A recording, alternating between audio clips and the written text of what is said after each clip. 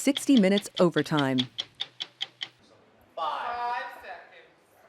Let's have fun, y'all. Just basketball. Our story this week on 60 Minutes is about Charles Barkley, a Hall of Fame basketball player, and he may have surpassed himself as a broadcaster and public figure. Live TV. It's the most dangerous thing in the world. He is unapologetically authentic. The Lakers stink. Yeah, y'all forcing us to show them all the time like they're going to be good. And in giving his opinion, agree or disagree, it's almost bought him this level of cushion. You think our team sucks? I'm like, yeah, I only think that because they suck. Fans only want two things. Tell me my favorite player is great and tell me my team is great. Nobody playing better basketball in the world than Joel Embiid right now. If you deviate either way, you're hated. Do you care? Everybody wants to be liked, but this is not a like job. I don't care who wins.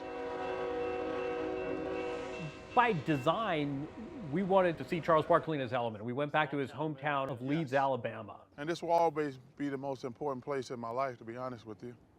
And he still keeps a home there. You lived a few feet away. This is like your backyard practically. Those are the projects where everything started. I told you that.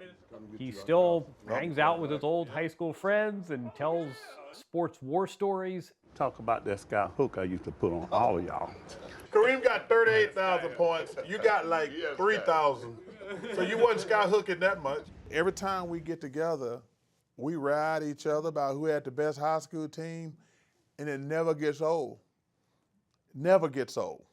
We played against the best high school player in the country, and at that point, I had never gotten a letter from a major school. This is Christmas of my senior year. It's like, he's too short, he's going to have to go junior college or a smaller level school. And everybody's like, well, maybe he can play against bigger people. And then from that point on, I started getting some. That's when the attention came? But I had never got a major college offer until that Christmas tournament. Coming from where he came from and having the life he had, this is someone who leads their life with gratitude. Because I got to live my dream. I mean, I got to play 16 years. He sees firsthand what investment and what attention and what devoted resources, what a difference that makes. I was struck by what you were saying before. You're in high school. Yes. You said you had one pair of shoes. We had to pool our money. So I got one pair of shoes. So my mom brought them to the game. And right after the game, she knocked on the door and took them home. I could only wear them during the season. You had to keep these shoes a whole season. Yeah, it was kind of weird and embarrassing in the beginning when your mom's knocking on the door, like, hey, who's knocking on the door? Oh, it's your mom with your shoes. And then after the game, who's knocking on the door? It's your mom to get the shoes. And a few years later, Nike's calling you saying, We'll send you enough pair of shoes, probably last about a week. And I'm like, what? Yeah, I'm like, are y'all serious right now? They're like, yeah, probably a pair of shoes will probably last you a week.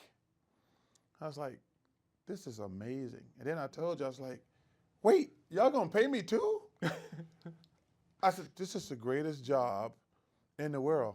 I'm really struck by the fact that your mom cleaned houses, your grandma worked at a meat packing plant, you're living this life you do. Are you ever able to get past that? Just how crazy this whole journey is?